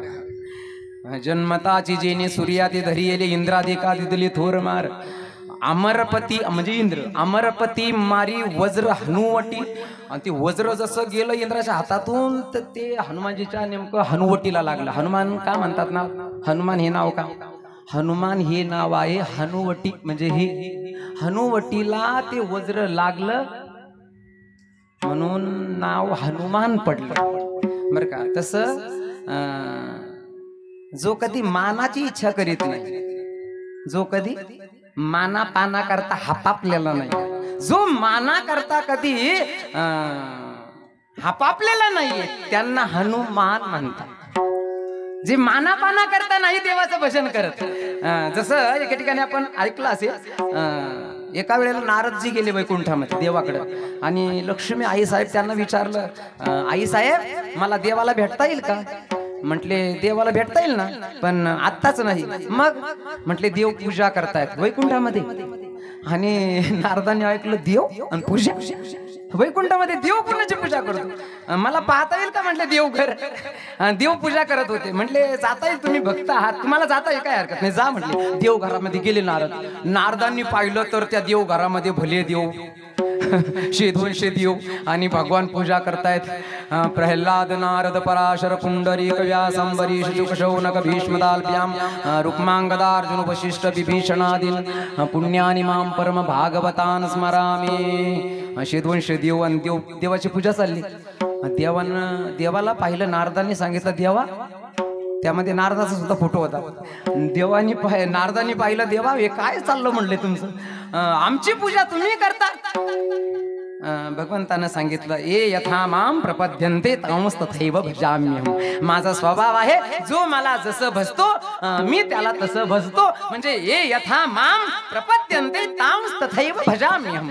जो मला जसं भजतो मी त्याला तसं भजतो. तुम्ही माझं भजन करतात आणि मग माझा स्वभाव आहे, मी सुद्धा तुमचं पूजन करतो.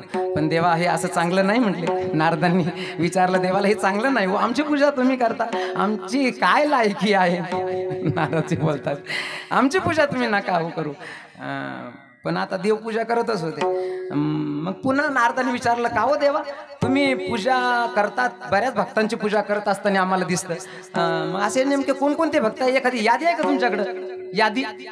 यादी असेल तर मला पाहता येईल का? म्हटले आहे ना. उठले देव, कपाट उघडवलं आणि कपाटातून यादी काढली. ही यादी आहे म्हटले, या भक्तांची मी रोज पूजा करतो. पाहिलं ते यादी पाहिली, भलं मोठं पान आणि त्या असणाऱ्या पानावरती भक्तांची यादी आणि सगळ्यात पहिलं नाव नारदांची. फुगले नारद.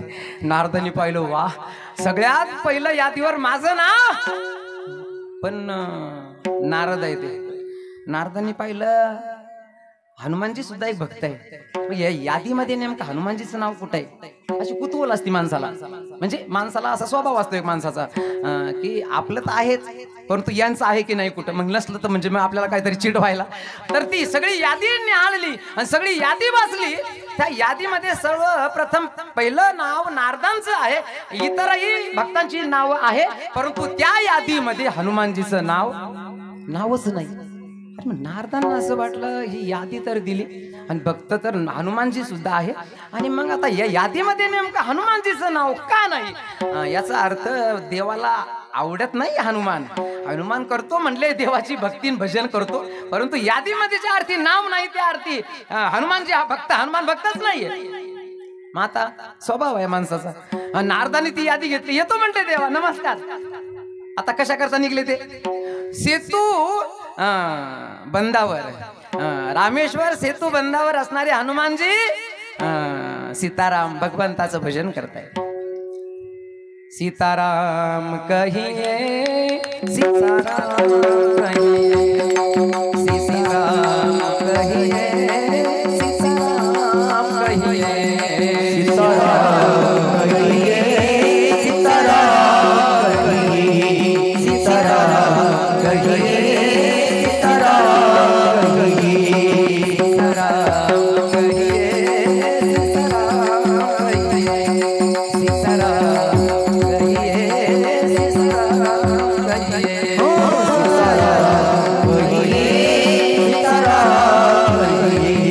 सीताराम कहिए,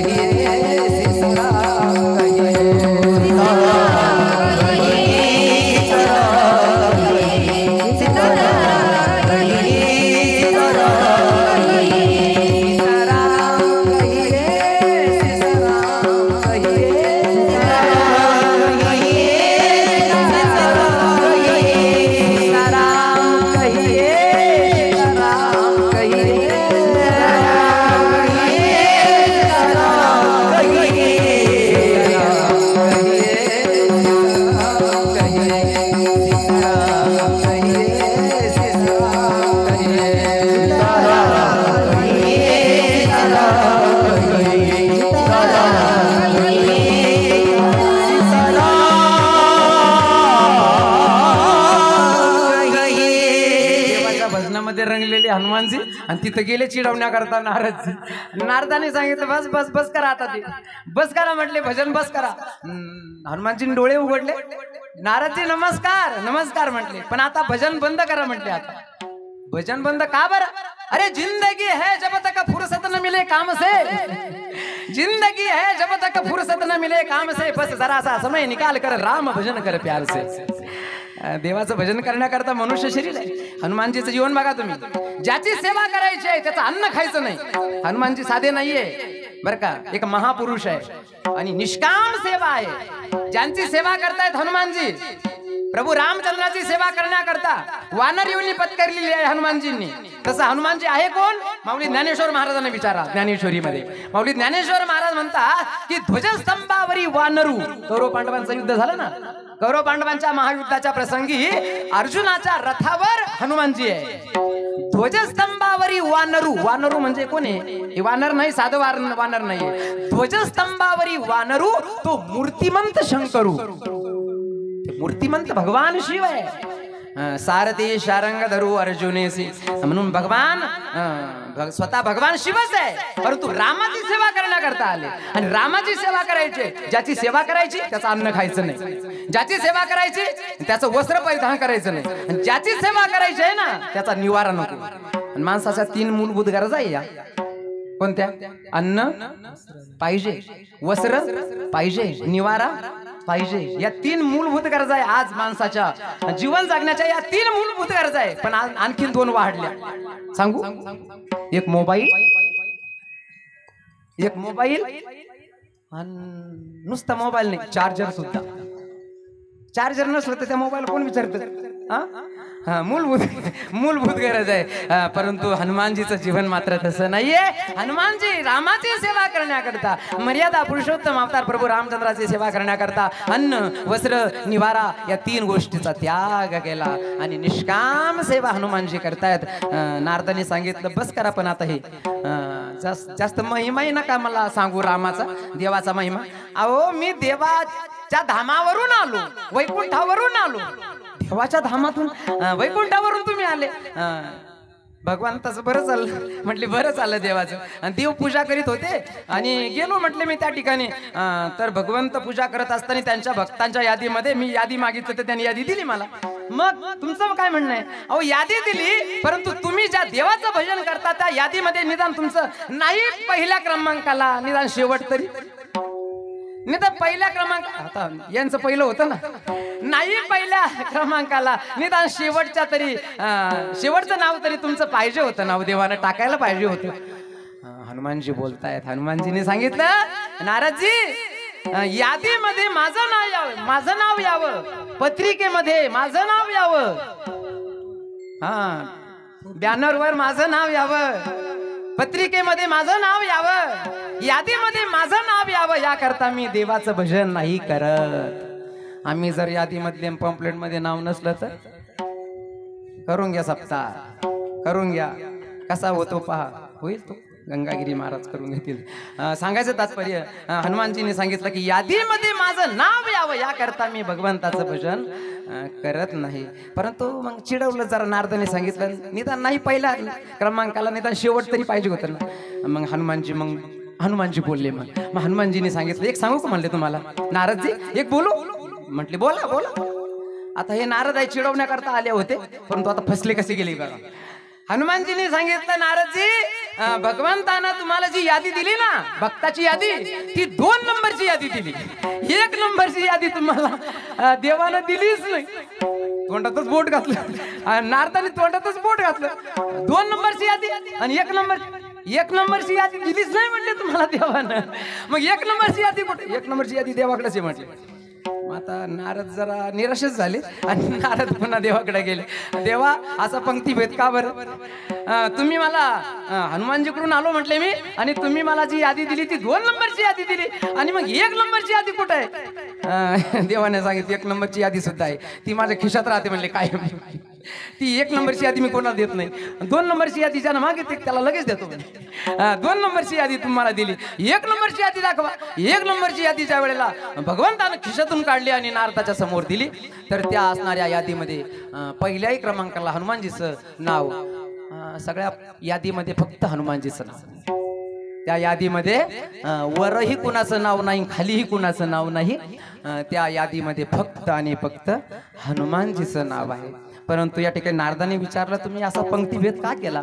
असं कसं? भक्ताच्या यादीमध्ये बऱ्याच भक्ताची नावं दिली आणि या यादीमध्ये फक्त हनुमानजीचं नाव. मग देवानं समजावून सांगितलं नारदाला सांगितलं, त्याचं असं आहे म्हणे. ऐकायचं तुम्हाला? विठ्ठला विठ्ठला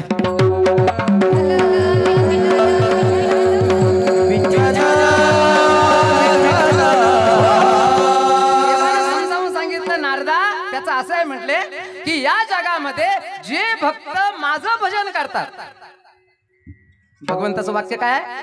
या जगामध्ये जे भक्त माझं भजन करतात त्यांची यादी ही 2 नंबरची यादी. जे भक्त या जगामध्ये माझं भजन करतात ती यादी ही 2 नंबरची यादी. त्यामध्ये तुमच्या सारख्यांचं सगळ्यांची नावं भक्ताची यादी. आणि स्वतः मी या ब्रह्मांडाला निर्माण करणारा, मी ब्रह्मांड नायक, मी स्वतः ज्याचं भजन करतो त्या पहिल्या नंबरच्या यादीमध्ये, म्हणजे मी स्वतः, भगवान बोलतात की मी स्वतः ज्याचं भजन करतो, मी ज्याचं भजन करतो म्हणजे माझा जो प्रिय भक्त आहे तो या जगामध्ये एकच आहे आणि तो म्हणजे हनुमान. ते आहे हनुमान. म्हणून ही 1 नंबरची यादी आणि ही 2 नंबरची यादी अशी आहे हनुमानजी. आणि म्हणून हनुमान शब्दाचा अर्थ होतो मानापानाची इच्छा नाही, मानापाना करता नाही, रडोनिया मान कोण मागता भूषण. अहो आमच्या गळ्यामध्ये हार घालावं, आमच्या गळ्यामध्ये एखादी शाल घालावं, आम्हाला एखादं नारळ कशाला, शाल कशाला? रडोनिया मान कोण मागता भूषण. अरे देवे दिले तरी गोड राहे रुची आणि कोड. देवानं दिलं त्याच्यामध्ये समाधानी असावं. आणि आज हे हनुमानजी आहे. ज्या वेळेला वज्र मारलं इंद्रानं, अमरपती मारी वज्र हनुवटी, पडिला कपाटी मेरुचिया, वायुदेव योनी बाळत उचलिला, अवघाची रोधिला प्राण तेथे, सगळे देव आले, सकळ देव मिळून प्रसन्न पायी होती, वरदान देती मारुतीसी, सर्व देव मिळून अंजनीसी बाळ देता प्रातः काळ होता. तेव्हा सगळ्या देवी देवतांनी ब्रह्मांडातील सगळ्यांनी हनुमानजींना वरदान दिलं. आणि असे असणारे हनुमानजी चैत्र शुद्ध पौर्णिमेसी सूर्योदय समयासी महारुद्र प्रगटले, नामा म्हणे म्या वंदिले. असे असणारे हनुमानजी यांचं प्रागट्य आजच्या तिथीला झालं. आणि म्हणून हनुमान जयंतीच्या निमित्तानं या ठिकाणी आपण अखंड हरिनाम सप्ताहामध्ये या ठिकाणी हनुमान जयंतीच्या निमित्तानं ही भगवंताची कीर्तन रूपी सेवा, या ठिकाणी हनुमानजीची सेवा आहे. आणि जगद्गुरु तुकाराम महाराज ही हनुमानजीला ओळखू नये म्हणून पांडुरंगाची शरणागती जगद्गुरु तुकाराम महाराजांनी जरी केलेली असली, जगद्गुरु तुकाराम महाराज म्हणतात की या सगळ्या समाजालाही ते उपदेश करतात की आलिया संसारा उठा वेग करा आणि शरण जा उदारा पांडुरंगाला शरण जा, पांडुरंगाची भक्ती करा. आलिया संसारा उठा वेग करा, शरण जा उदारा पांडुरंगा, पंढरीसी जारी आल्यानो संसारा. सगळ्याला सांगतात ते की पांडुरंगाला शरण जा, पांडुरंगाला शरण जा, पांडुरंगाला शरण जा. पण आज जगद्गुरु तुकाराम महाराजांच्या जीवनामध्ये एक आश्चर्य घडलं. आज जगद्गुरु तुकाराम महाराज चक्क हनुमानजी समोर उभे राहिले आणि हनुमानची शरणागती पत्करतायत. जगद्गुरु तुकाराम महाराज अभंगाच्या प्रथम चरणामध्ये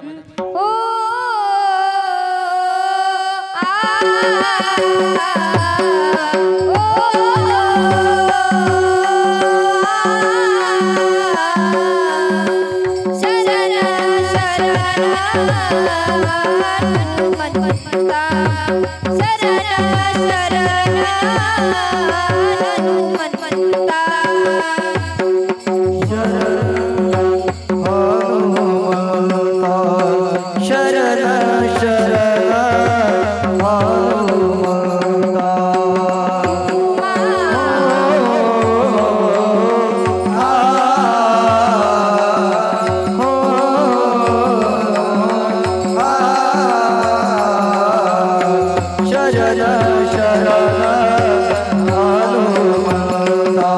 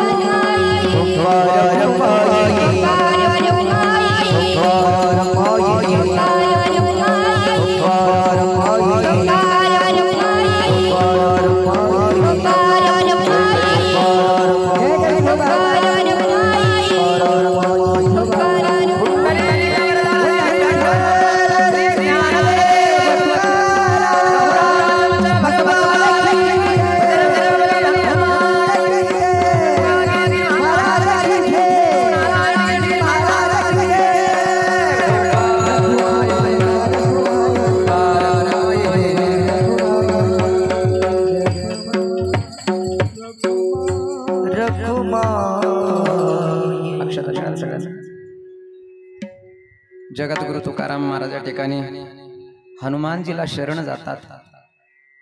हनुमानजीनं जीवनामध्ये ज्याची सेवा करायची आहे त्याचं अन्न वस्त्र निवारा या 3 गोष्टीचा त्याग करून निष्काम प्रभू रामचंद्राची सेवा केली. सेवा करावी आणि सेवा करता करता भगवंताचं भजन करावं.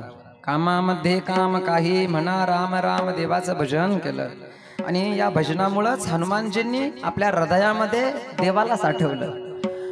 पवन तनय संकट हरण मंगल मूर्ती रूप राम लखन सीता सहिता हृदय बसहु सुरभूप. आपल्या हृदयामध्ये ज्या वेळेला राम रावणाचं युद्ध झालं आणि पुष्पक विमानामध्ये बसून ज्या वेळेला प्रभू रामचंद्र अयोध्येला आले, अयोध्येला आल्यानंतर ज्यांनी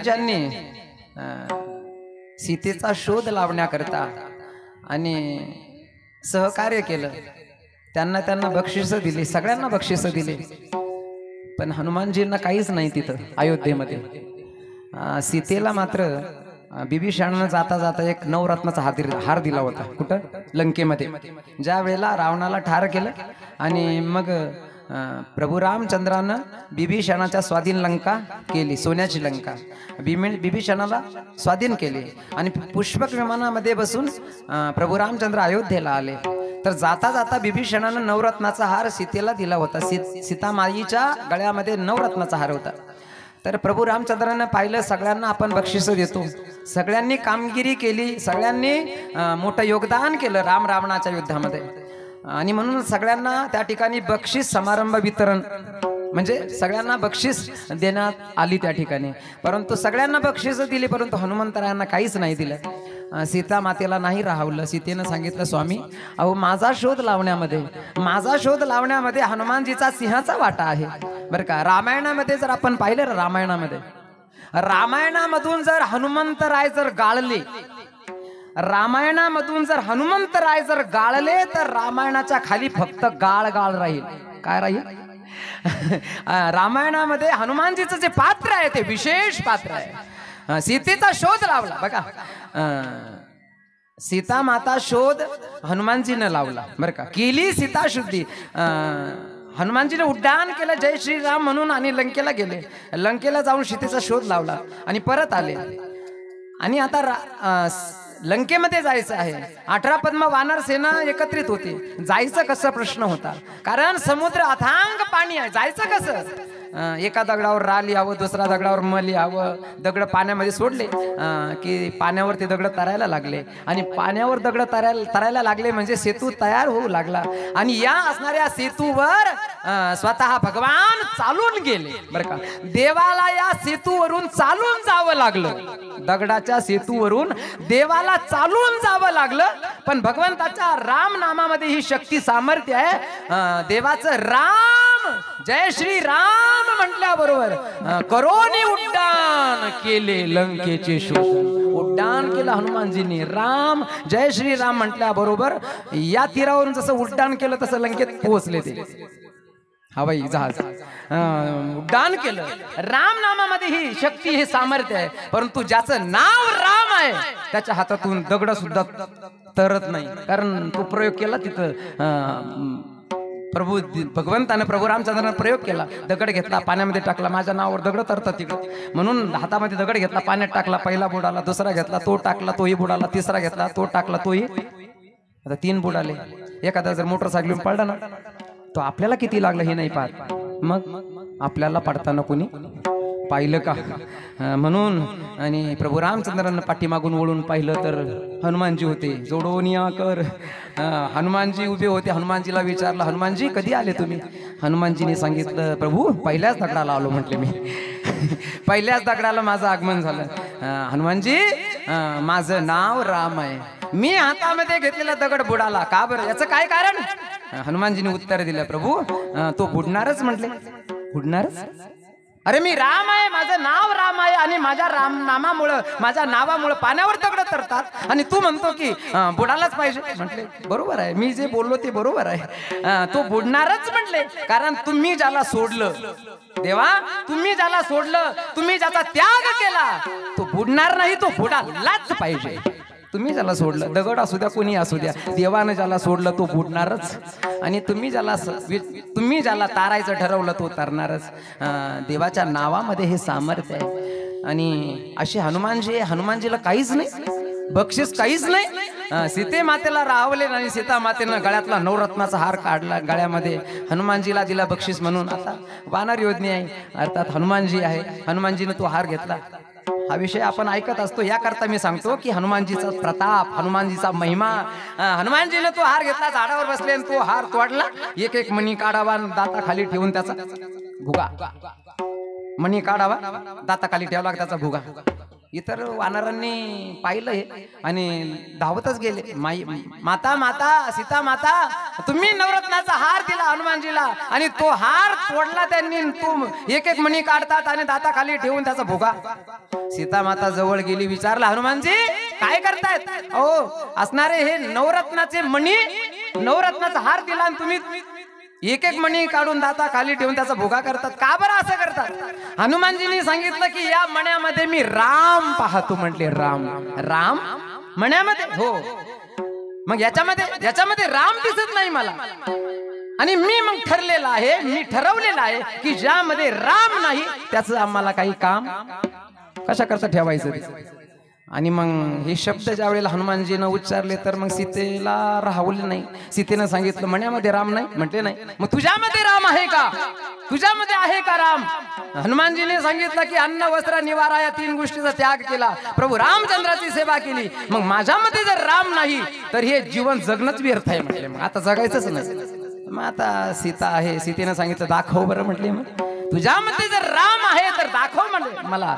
हनुमानजी आहे. हनुमानजींनी आपल्या दोन्ही हातांनी आपलं हृदय, आपली छाती विदीर्ण केली आणि त्या विदीर्ण केलेल्या हृदयामध्ये साठविला हरिजी हृदय मंदिरी. आपल्या हृदयामध्ये देवाला ज्यांनी साठवलं ते हनुमानजी आहे. आणि असे हनुमानजी, ज्या हनुमानजींनी प्रभू रामचंद्राची सेवा केली, दास्यत्व निकट हनुमंते पै केले,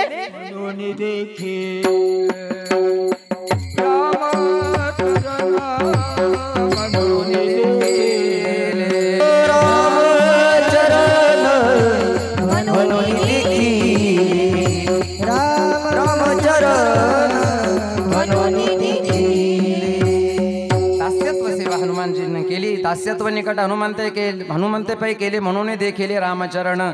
अर्थात देवाची सेवा, देवाची भक्ती कशी करावी. आणि म्हणून जगद्गुरु तुकाराम महाराजांनी पाहिलं की देवाची भक्ती कशी करावी, तो मार्ग, ती वाट कशी आहे ती हनुमानजीलाच माहिती आहे. म्हणून शरण शरण हनुमंता तुम्हा आलो. रामदूता, राजदूत असतो, जो राजाचं काम करतो तो राजदूत. गाडीचं नाव सुद्धा असतं एका, आता नाही राहिल्या त्या. राजदूत गाडी, तिला म्हणत होते लगन हुकी. राजदूत इथं या ठिकाणी रामदूत, रामाची सेवा करण्याकरता जे आले ते रामदूत आहे. आणि म्हणून जगद्गुरु तुकाराम महाराज म्हणतात शरण शरण हनुमंता तुम्हा आलो रामदूता. हे हनुमानजी भक्ती कशी करावी याची वाट, याचा मार्ग तुम्ही मला सांगा. अभंगाच्या 2य चरणामध्ये काय भक्तीच्या त्या वाटा, काय भक्तीच्या त्या वाटा, काय भक्तीच्या त्या वाटा, काय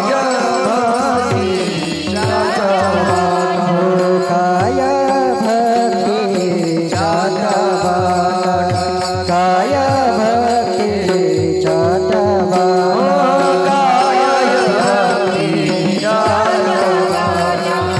काय भक्तीच्या त्या वाटा, माझ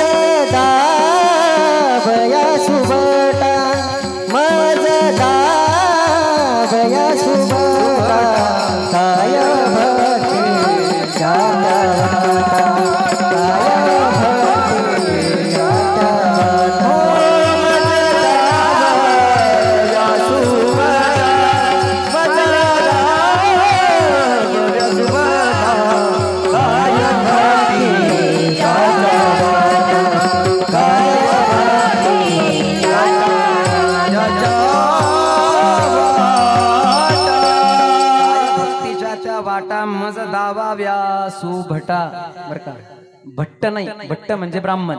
इथं सुभटा या शब्दाचा अर्थ काय होतो? सु म्हणजे चांगला, बरं का, सु म्हणजे चांगला, आणि भटा या शब्दाचा अर्थ होतो, ऐकून ठेवा, आपण रोज म्हणतो नुसतं. सुभटा या शब्दाचा अर्थ काय होतो? सु म्हणजे चांगला आणि भटा म्हणजे योद्धा. भटा म्हणजे काय? योद्धा. रामाची सेवा करण्याकरता जो योद्धा आहे, रामाची सेवा करण्याकरता जे रामानं सांगितलं ते जो करतो, झुंजारते एक विष्णुदास जगी, अर्थात योद्धा, बर का. आणि दुसरी महत्वाची गोष्ट, बाह्य युद्ध करण्यामध्ये तर हनुमानजी निष्णात आहेतच, परंतु आंतरिक युद्ध म्हणजे विकारांवर विजय मिळवण्याचं सामर्थ्य ज्यांच्या जवळ आहे, काम बांधवडी काळ घातला तू डरे, विकारांवर ज्यांचा विजय आहे असे हनुमानजी आहे. म्हणून सुभटा या शब्दाचा अर्थ होतो योद्धा. काय भक्तीच्या त्या वाटा मज दाबाव्या सुभटा. जगद्गुरु तुकाराम महाराज म्हणतात की हनुमानजी यांच्या जवळचं असणारं शौर्य, शूर म्हणजे ज्यांचं असणारं शौर्य आणि धैर्य, बरं का. आता या विषयावर बोलायचं ठरलं तर आता 2 तास लागतील अजून, परंतु जगद्गुरु तुकाराम महाराज म्हणतात हनुमानजीचं जीवन हे शौर्यानं आणि धैर्यानं आणि परिपूर्ण आहे. आणि हनुमानजी हे प्रभू रामचंद्राची सेवा. हनुमानजीला प्रभू रामानं फक्त काम सांगावं हीच वाट पाहतायत हनुमानजी, आणि त्याचं वर्णन केलं गोड असं 3य चरणामध्ये.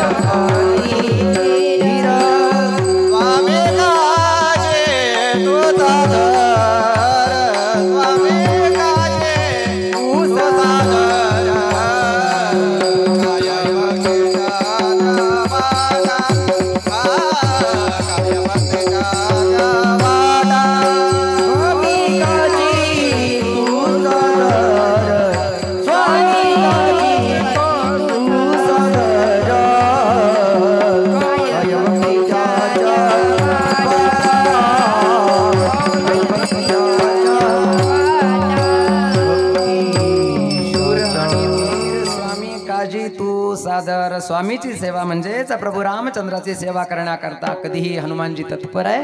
म्हणून शूर आणि धीर स्वामी काजी तू सादर. ज्ञानेश्वर माऊली